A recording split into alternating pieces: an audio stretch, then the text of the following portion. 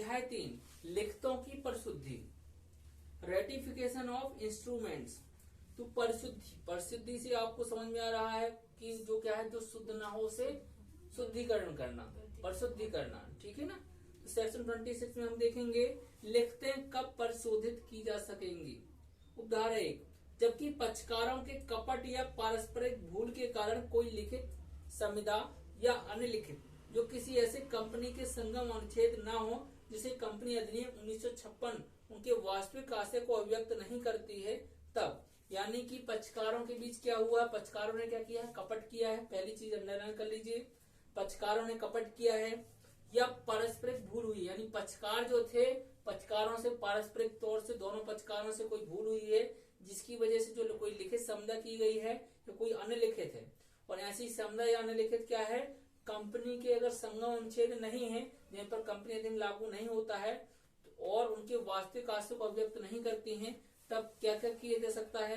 Clause ये देखेंगे, दोनों में से कोई पक्षकार या उसका हित प्रतिनिधि लिखित को परिशोधित कराने का वाद संस्थित कर सकेगा।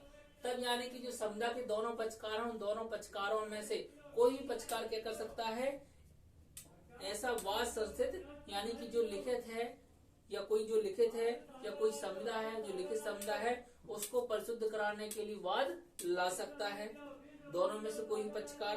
बी क्लॉज देखेंगे, किसी ऐसे वाद में जिसमें लिखित के अधीन उद्भूत कोई अधिकार विवाद हो, अपने अभिवचन में दावा कर सकेगा कि लिखित परिशोधित की जाए।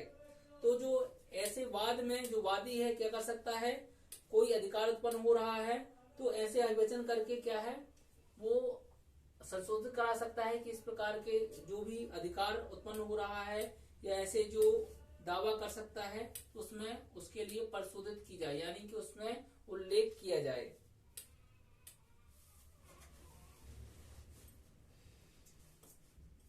तीसरा क्लॉज देखेंगे, ऐसे किसी वाद में जैसा खंड खा में निर्दिष्ट है, प्रतिवादी किसी अन्य प्रतिरक्षा के साथ साथ जो उसको उपलब्ध हो लिखित की परिशुद्धि की मांग कर सकेगा। और साथ ही साथ ऐसी जो लिखित संविदा है या अन्य लिखित है जो क्या है अशुद्ध है उसे शुद्ध कराने के लिए, परिशुद्ध कराने के लिए, या कोई अन्य प्रतिरक्षा है जो उपलब्ध है तो उसकी परिशुद्धि के लिए भी मांग कर सकता है। यानी जो बी क्लॉज में क्या बताया गया था कि अगर कोई अधिकार यानी कि उस जो लिखित है वो गलत तरीके से त्रुटि होगी जिससे दूसरे व्यक्ति को अधिकार मिल रहा है तो ऐसे अधिकार उसको शुद्ध किया जाए और जो व्यक्ति उसका वाकई में हकदार है उसका उल्लेख किया जाए।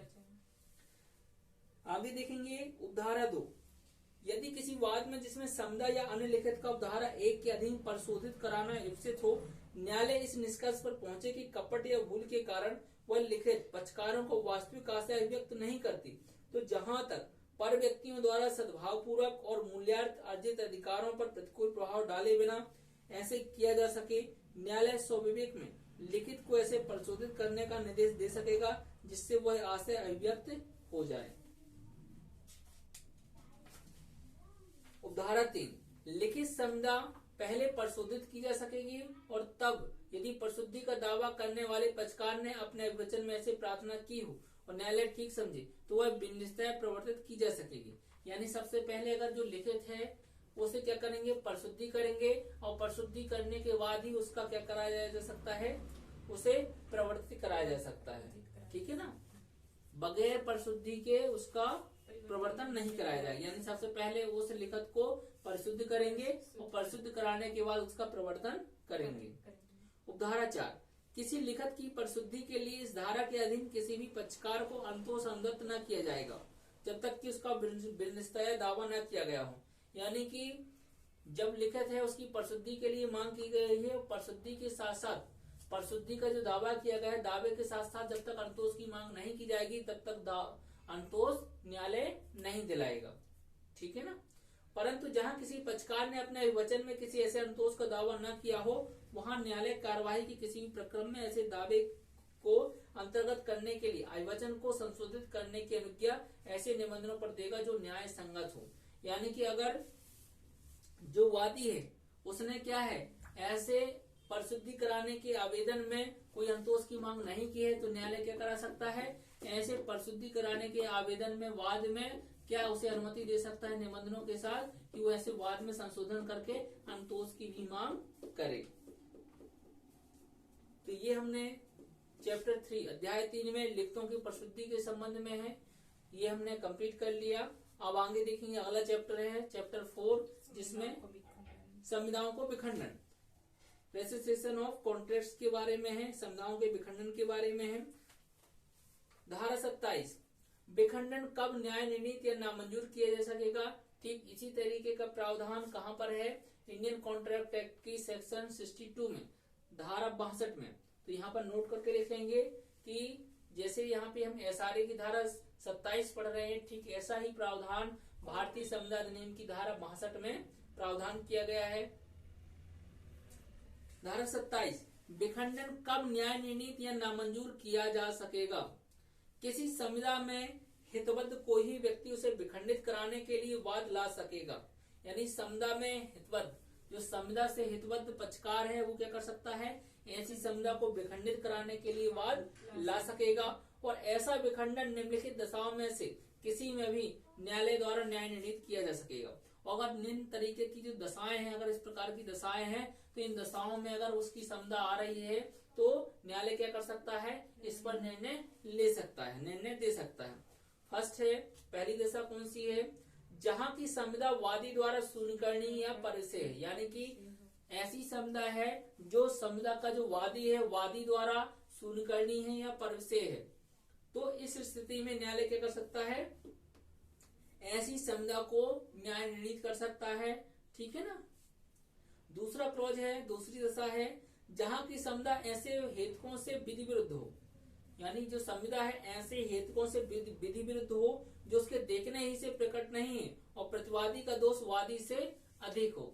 और संविदा देखने से ही क्या है, विधि विरुद्ध प्रतीत हो रही है कि विधि के प्रावधानों के विरुद्ध ऐसी संविदा की गई है, और जिससे देखने से प्रतीत हो रहा है कि इसमें जो जितना दोष वादी का है उससे कहीं ज्यादा दोष किसका है, प्रतिवादी का है। यानी सबसे ज्यादा दोष किसका है, प्रतिवादी का है।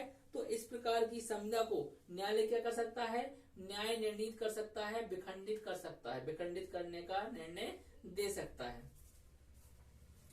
आगे बढ़ेंगे। उपधारा 2, धारा 27 की उपधारा 2। उपधारा 1 में अंतर्विष्ट किसी बात के होते हुए भी न्यायालय संविदा का विखंडन नामंजूर कर सकेगा। यानी कि जो धारा 1 में हमने क्या पढ़ा, कौन से ग्राउंड पढ़े, कि जहां पर जो संविदा है, पक्षकारों के बीच जो संविदा है और उस पक्षकार का जो वाद ला रहा है, जो वादी है, वादी के बिगड़ पर संविदा शून्य करनी है या समाप्त होने योग्य हो, परसेव हो, या प्रतिवादी का दोष ज्यादा हो, तो इन दोनों परिस्थितियों में न्यायालय क्या कर दे रहा था, संविदा को विखंडित कर दे रहा था।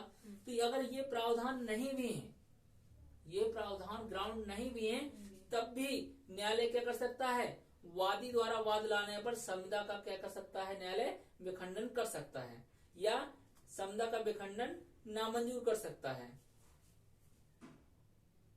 सॉरी, यहाँ पर क्या बताया गया उपधारा 2 में कि ये जो दो ग्राउंड हैं, ठीक है ना, उपधारा 1 के अंतर्गत ये ग्राउंड होने के बावजूद भी न्यायालय क्या नहीं कर सकता है, संविदा का विखंडन करने का निर्णय नहीं दे सकता है। कब, जब ये परिस्थितियां हैं। फर्स्ट है, जहां की वादी ने अव्यक्तता या विवक्षता संविदा को अनुसमर्थित कर दिया है। यानी कि जो गलतियां हुई हैं, उन गलतियों को चाहे अव्यक्त तरीके से चाहे विवक्षित तरीके से वादी क्या हो गया है, उस वादी ने उस गलतियों को अनुसमर्थित कर दिया, रेटिफाई कर दिया गया है, अनुसमर्थन, समर्थन दे दिया है। जब वादी ने समर्थन दे दिया है, तब न्यायालय क्या कर सकेगा, ऐसे परिशुद्धि कराने के लिए न्यायालय वादी वाद लेके आएगा, तो ऐसे वाद को न्यायालय क्या कर देगा, नामंजूर कर देगा। बी क्लॉज है, जहां की परिस्थितियों में ऐसी तब्दीली के कारण जो संविदा के किए जाने के पश्चात स्वयं प्रतिवादी के किसी कार्य के कारण नहीं हो गई हो, पक्षकारों को उसी स्थिति में सारता प्रत्यावर्तित न किया जा सके जिनमें से वे सब थे जब संविदा की गई थी। तो यानी परिस्थितियों में तब्दीली आ गई है, तो तब्दीली आने की वजह से क्या है, उसी स्थिति में नहीं लाया जा सकता, तब उस कंडीशन में न्यायालय क्या कर सकता है, वादी द्वारा लाए गए वाद को क्या है, नामंजूर कर सकता है। सी क्लॉज है, जहां की संविदा के अस्तित्व के दौरान पर व्यक्तियों ने सद्भाव पूर्वक सूचना के बिना और मूल्यात अधिकार अर्जित कर लिए हों।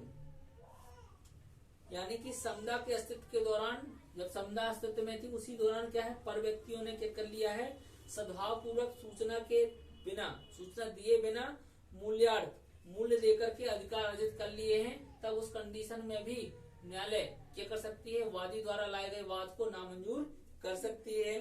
डी क्लॉज है, जहां की समुदा के केवल एक भाग का ही विखंडन इप्सित हो और ऐसा भाग समुदा के शेष भाग से पृथक न किया जा सकता हो। यानी कि वादी ने समुदा के केवल एक भाग का विखंडन कराने के लिए मांग किया है और वो भाग समुदा से पृथक नहीं किया जा सकता।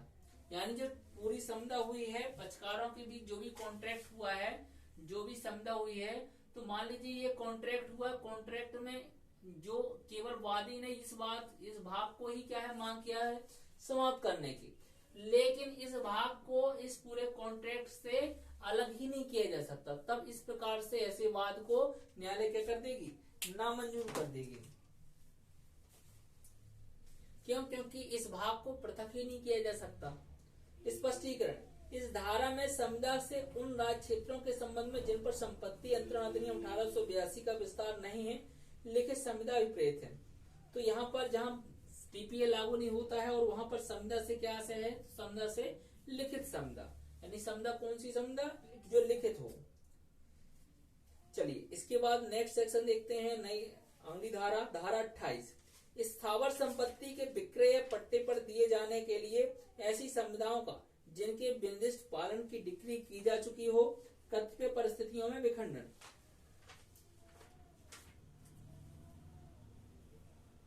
तो यहाँ पर हेडिंग वाइज देखेंगे कि स्थावर संपत्ति के विक्रय या पट्टे पर दिए जाने के लिए समुदायों का जिनके विनिर्दिष्ट पालन की डिक्री दी जा चुकी है, यानी कि स्थावर संपत्ति का विक्रय करने की या पट्टे पर देने की जो समुदा हुई थी और समुदा के अकॉर्डिंग ही उस समुदा का क्या कर दिया गया है, विनिर्दिष्ट पालन कराने के लिए डिक्री दी जा चुकी है। तो कुछ परिस्थितियां यहाँ पर बताई गई हैं, इन परिस्थितियों में क्या किया जा सकता है, डिक्री दी जाने के बाद भी ऐसी समुदायों का विखंडन किया जा सकता है। ठीक है ना।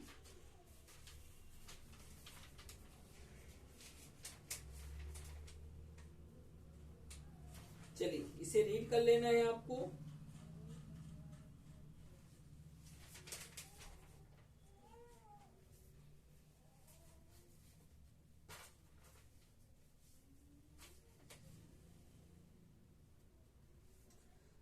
अगली धारा देखेंगे, धारा 29, विनिर्दिष्ट पालन के बाद में विखंडन की अनुकल्पित प्रार्थना। विनिर्दिष्ट पालन के बाद में विखंडन की अनुकल्पित प्रार्थना, किसी लिखित समुदा के विनिर्दिष्ट पालन का वाद संस्थित करने वाला वादी अनुकल्पता यह प्रार्थना कर सकेगा कि यदि विनिर्दिष्ट पालन प्रवर्तित नहीं किया जा सकता तो वह विखंडित कर दी जाए और रद्द किए जाने के लिए न्यायालय को प्रदत्त कर दी जाए। न्यायालय यदि समुदा को विनिर्दिष्ट प्रवर्तित कराने से इनकार कर दे तो वह तदनुसार उसके विखंडित और न्यायालय को प्रदत्त किए जाने को निर्दिष्ट कर सकेगा। तो यहाँ पर बताया गया है कि वादी ने क्या किया है, न्यायालय में विनिर्दिष्ट पालन के लिए, स्पेसिफिक परफॉर्मेंस के लिए वाद लेकर के आया है और अनुकल्पता उनके एक और कह सकते हैं कि या तो विनिर्दिष्ट पालन करा दे न्यायालय या विनिर्दिष्ट पालन नहीं करा सकता है तो ऐसी समुदा का विखंडन करा दे। तो इस तरीके की हुई मांग वादी के द्वारा वाद में की जा सकती है, प्रार्थना की जा सकती है। धारा 30, अगली धारा है धारा 30, ये इम्पोर्टेंट है, यहाँ से भी प्रश्न बनता है।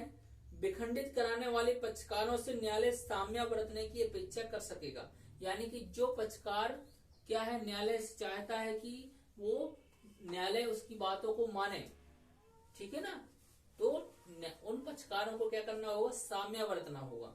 किसी समुदा का विखंडन निर्णीत करने पर न्यायालय उस पक्षकार से जिसे ऐसा अंतोष अनुदत्त किया गया है अपेक्षा कर सकेगा कि वह दूसरे पक्षकार को ऐसा कोई फायदा जो उसने उस पक्षकार से प्राप्त किया हो यावत सत्य प्रत्यावर्तित करे और उसे ऐसा प्रतिकर दे जो न्याय द्वारा अपेक्षित हो।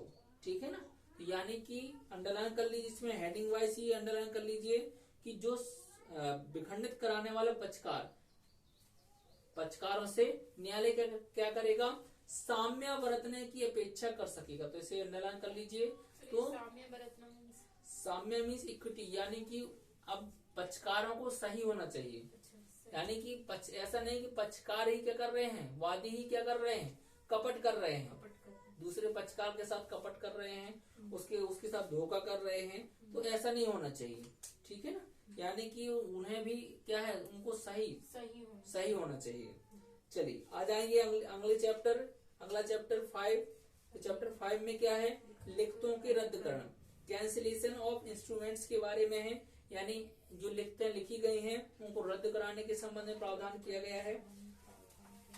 सेक्शन 31 धारा 31, कब रद्दकरण का आदेश दिया जा सकेगा। तो यहाँ पे धारा 31 में बताया गया है कि कब न्यायालय कब ऐसी लिखतों की रद्दकरण का आदेश दे सकती है। कब रद्दकरण आदेश किया जा सकेगा, आदेश किया जा सकेगा या आदेश दिया जा सकेगा, एक ही बात है, ठीक है ना। चलिए आगे बढ़ते हैं। उपधारा 1, कोई व्यक्ति जिसके विरुद्ध कोई लिखित या शून्य या शून्यकरणी, अंडरलाइन करिए, कोई व्यक्ति जिसके विरुद्ध, यानी कि कोई व्यक्ति है जिसके विरुद्ध कोई लिखित क्या है, शून्य है या शून्यकरणी है। यानी कि ऐसी लिखित, यानी कि कोई भी पक्षकारों के बीच जो कॉन्ट्रैक्ट है, ठीक है ना, या कोई लिखित है, जैसे मान लीजिए ए और बी के अंतर्गत कोई ऐसी लिखित है, ठीक है ना। इस लिखित का, यानी जो लिखित लिखी गई है, इसका भी मतलब क्या है, या मान लीजिए ए के विभव पर ये क्या है, या तो शून्य है, क्या है, शून्य है, या फिर शून्य करनी है। ए के विभव पर ऐसी लिखित क्या शून्य है या तो शून्य करनी है। तो यहाँ पर ए नाम का व्यक्ति क्या कर सकता है, वाद ला करके ऐसी लिखित को क्या करा सकता है, रद्द करा सकता है, ठीक है ना। तो लिखित शून्य शून्य करनी हो और जिसको यह युक्त आशंका हो कि ऐसी लिखित यदि विद्यमान छोड़ दी गई तो वह उसे गंभीर क्षति कर सकती है। यानी कि अगर ऐसी लिखित ए क्या कर अगर ऐसी इस लिखित को विद्यमान छोड़ देगा तो बाद में ए को क्या हो सकता है, नुकसान हो सकता है, क्षति हो सकती है।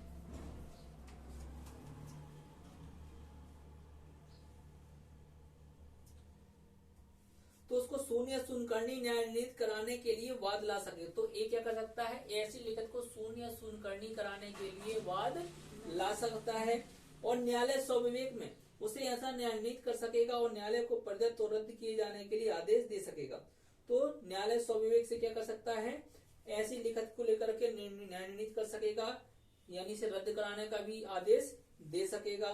उपधारा 2, यदि लिखित भारतीय रजिस्ट्रीकरण अधिनियम 1908 के अधीन रजिस्ट्रीकृत हो तो न्यायालय अपनी डिक्री की एक प्रतिलिपि ऐसे अफसर को भेजेगा जिसके कार्यालय में लिखित का इस प्रकार रजिस्ट्रीकरण हुआ है और ऐसा ऑफिसर अपनी पुस्तकों में अंतर्विष्ट लिखित की प्रति उसके रद्दकरण का तथ्य टिप्पणित कर सकेगा।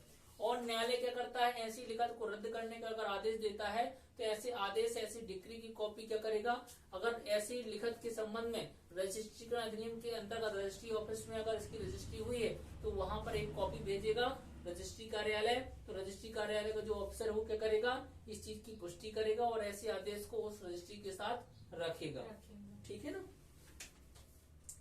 चलिए आगे बढ़ते हैं। धारा 32, कौन सी लिखतें भागता रद्द की जा सकेंगी। जहाँ की कोई लिखित विभिन्न अधिकारों या विभिन्न बाध्यताओं का साक्ष हो वहां न्यायालय उचित मामले में उसे भागता रद्द कर सकेगा और अवशिष्ट को बना रहने दे सकेगा। यानी अब यहाँ पे धारा 31 में क्या हुआ, पूरी तरीके जो लिस्ट है, तो अगर वो शून्य शून्य करनी है वादी के विभव पर तो पूरी तरीके से क्या कर दी जा रही है, रद्द कर दी जा रही है। धारा 32 में बताया गया है कि अगर वो ऐसी लिखित है जो कुछ के संबंध में उसे रद्द किया जाए, कुछ के संबंध में वादी के विभव पर शून्य शून्य करनी है तो न्यायालय क्या कर सकता है, उस लिखित के जो भाग शून्य शून्य करनी है उसको क्या है, रद्द कर देगी, बाकी को यथावत बना रहने देगी, ठीक है ना। धारा 33, फायदा प्रत्यावर्तित करने या प्रतिकर दिलाने की अपेक्षा करने की शक्ति जब लिखित रद्द की जाए या उसका शून्य शून्यकरणीय होने के आधार पर सफलता पूर्वक प्रतिरोध किया जाए। तो यहाँ पर क्या है, अगर इस प्रकार से ऐसी लिखित रद्द या शून्य की जा रही है या प्रतिरक्षा की जा रही है, ठीक है ना, तो यहाँ पर क्या है, जो दूसरा पक्षकार है, ठीक है ना, तो अगर ऐसी समुदाय से कोई व्यक्ति क्या है, फायदा प्राप्त किया है और जब ऐसी समुदाय से फायदा प्राप्त किया है, जब इस समुदाय का तथ्य नहीं रह गया तो फायदा क्या करना होगा, प्रत्यावर्तित करना होगा, वापस करना होगा। यानी कि जैसे कि मान लीजिए ये संविदा शून्य हो गई, न्यायालय ने शून्य कर दिया, उसको शून्यकरणी कर दी, घोषित कर दिया।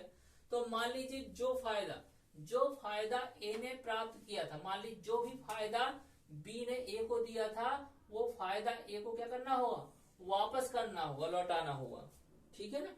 और जो फायदा ए ने दिया था बी को, वो बी को भी वापस करना होगा। यानी कि अब जब समझा ही नहीं रही तो मान लीजिए जो फायदा ए ने समझा के अकॉर्डिंग बी को दिया था, तो जो फायदा ए ने दिया था वो अपना फायदा वापस ले लेगा। जो बी ने ए को दिया था बी भी अपना फायदा वापस ले लेगा। यानी कि समझा ही नहीं रही तो जो जो फायदा जिन्होंने जो जो प्राप्त किया है वो वापस करना होगा। ठीक है ना। चलिए आगे बढ़ते हैं। इस प्रकार से इसे रीड कर लीजिएगा। आगे देखते हैं चैप्टर 6। ये भी बहुत इंपॉर्टेंट है, यहां से प्रश्न बनते हैं। डिक्लेरेटरी डिक्रीज, घोषणात्मक डिक्रियां, अध्याय 6, धारा 34, पारिस्थितिकी या अधिकार की घोषणा के बारे में न्यायालय का विवेकाधिकार। तो यानी कि पारिस्थितिकी, dissertation of court as to declaration of status और राइट। तो जो स्टेटस और राइट को लेकर के अगर कोई घोषणा की जाती है तो यहाँ पर न्यायालय और न्यायालय का क्या है, विवेकाधिकार, डिस्क्रिशनरी पावर है कि न्यायालय अपने स्वविवेक से क्या कर सकता है। कोई अगर पक्षकार क्या है न्यायालय में आया है, वो अपने स्टेटस और राइट की घोषणा कराना चाहता है, तो न्यायालय को अगर लगेगा वो उसका अधिकार है तो ऐसे उसके स्टेटस की और ऐसी राइट की घोषणा कर सकता है। इसको रीड करते हैं। धारा 34, पारिस्थितिकी अधिकार की घोषणा के बारे में न्यायालय का विवेकाधिकार।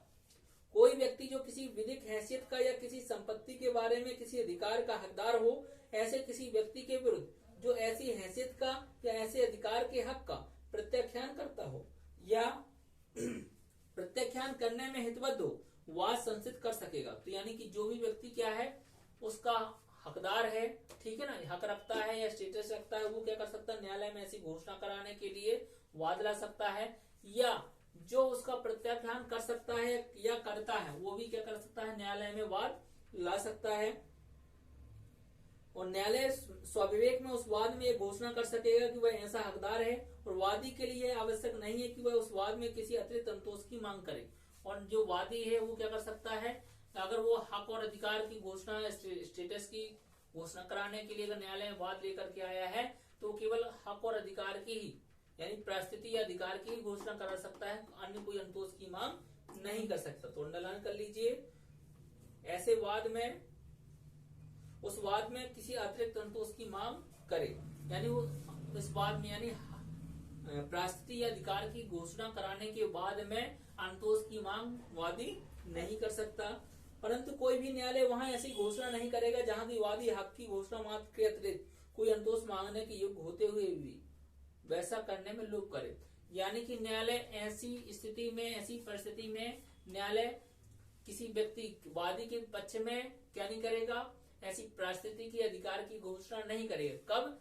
जब ऐसा वादी किसी अंतोष की मांग कर सकता है या अंतोष प्राप्त कर सकता है, प्राप्त कर उसका हक है, लेकिन फिर भी उसने क्या है, ऐसे वाद में उसने अंतोष प्राप्त करने की मांग नहीं की है। यानी कि वो प्राप्त करने का अधिकारी है अंतोष, लेकिन फिर भी उसने क्या है, जिक्र नहीं किया है बाद में कि उसे अंतोष भी चाहिए। तो अगर वो अंतोष की मांग नहीं कर रहा है तो उसके वाद के अकॉर्डिंग उसे क्या हक और अधिकार की, यानी कि परिस्थिति की घोषणा न्यायालय नहीं करेगा। ठीक है ना। यानी कहने का आशय यह है कि ऐसे वाद में वादी को क्या करना होगा, परिस्थिति अधिकार की घोषणा के साथ साथ उसे अंतोष की भी मांग करनी होगी, तभी जाकर न्यायालय क्या करेगा, ऐसे वादी के परिस्थिति अधिकार की घोषणा करेगा। स्पष्टीकरण, संपत्ति का न्यासी ऐसे हक का प्रत्याख्यान करने में हितवत व्यक्ति। तो यहाँ पे स्पष्ट कर दिया गया है कि हितवत व्यक्ति किसे मानेंगे। तो यहाँ पे बता दिया गया है जो संपत्ति का जो न्यासी है, ट्रस्टी है, ऐसे हक का प्रत्याख्यान करने में वो क्या माना जाएगा, हितवत माना जाएगा। जो ऐसे व्यक्ति के हक के प्रतिकूल हो जो अस्तित्व में नहीं है और जिसके लिए वह न्यासी होता यदि वह व्यक्ति अस्तित्व में होता, यानी कि अगर वो क्या है, वो उसके हक के अगर प्रतिकूल हो रहा है या कोई व्यक्ति नहीं होता तो वो इस प्रकार से क्या है, उस संपत्ति का न्यासी होता, तब उस कंडीशन में ऐसा व्यक्ति क्या माना जाएगा, हितबद्ध व्यक्ति माना जाएगा। ठीक है ना। धारा 35, घोषणा का प्रभाव, इफेक्ट ऑफ डिक्लेरेशन। यानी कि अब जो धारा 34 के अंतर्गत न्यायालय क्या कर रही है, परिस्थिति अधिकार की घोषणा कर रही है, तो ऐसी घोषणा का प्रभाव क्या पड़ेगा, इफेक्ट क्या पड़ेगा, रीड कर लेते हैं। इस अध्याय के अधीन की गई घोषणा केवल वाद के पक्षकार और उनसे व्युत्पन्न अधिकार के द्वारा दावा करने वाले व्यक्तियों को ही आबद्ध करती है, और जहां की पक्षकारों में से कोई पक्षकार न्यासी हो वहां उन व्यक्तियों को ही आबद्ध करती है जिनके लिए ऐसे पक्षकार न्यासी होते, यदि घोषणा की तारीख को उनका अस्तित्व होता। तो अंडरलाइन कर लीजिए कि घोषणा केवल वाद के पक्षकारों और उनसे व्युत्पन्न अधिकार के द्वारा व्यक्तियों को ही आबद्ध करती है। यानी कि जो ऐसी अगर परिस्थिति या अधिकार की घोषणा के लिए वाद लाया गया है और ऐसे परिस्थिति अधिकार की घोषणा की जा रही है, तो उससे जो उस वाद के जितने ही पक्षकार होंगे या उससे व्युत्पन्न या उसके विरुद्ध हक रखने वाले व्यक्ति होंगे, उन्हीं के विरुद्ध ही क्या है ऐसा निर्णय लागू होगा, उन पर प्रभाव पड़ेगा। ठीक है ना, यानी ऐसी घोषणा का उनके यानी जो पक्षकार हैं या उनसे व्युत्पन्न हक रख रहा है विरुद्ध हक रख रहे हैं, उनके विरुद्ध ही क्या है ऐसी घोषणा का प्रभाव पड़ेगा। ठीक है, या फिर कोई व्यक्ति या ऐसे पक्षकार जो अगर उसके न्यासी हैं तो ऐसे न्यासियों पर भी क्या है प्रभाव पड़ेगा। ठीक है ना, हाँ व्युत्पन्न के अंतर्गत विरुद्ध लिखा है, नहीं लिखा है। हाँ चलिए यहाँ पर कुछ चीजें हैं जो नोट कर लीजिए धारा 35 को लेकर। घोषणात्मक डिक्रियों का प्रभाव व्यक्ति लक्षी होता है। घोषणात्मक डिक्रियों का प्रभाव व्यक्ति लक्षी होता है, यानी कि जो धारा 35 के अंतर्गत बताया गया प्रभाव, तो यहाँ पर व्यक्ति लक्षी यानी कि जो मामले के जो वाद के जो पक्षकार हैं केवल उन्हीं पर ही लागू होता है। धारा 34 में केवल लिखेंगे, धारा 34 में केवल 34 में आप लिखिए धारा 34 में केवल हक व अधिकार की घोषणा की जाती है।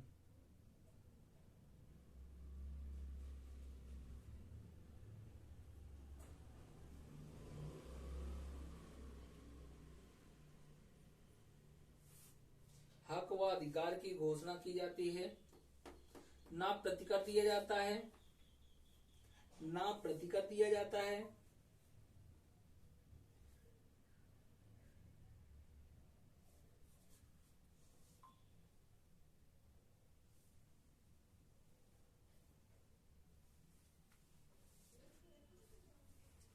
और ना ही घोषणात्मक डिक्री के निष्पादन की आवश्यकता नहीं है, और ना ही घोषणात्मक डिक्री के निष्पादन की आवश्यकता भी नहीं है।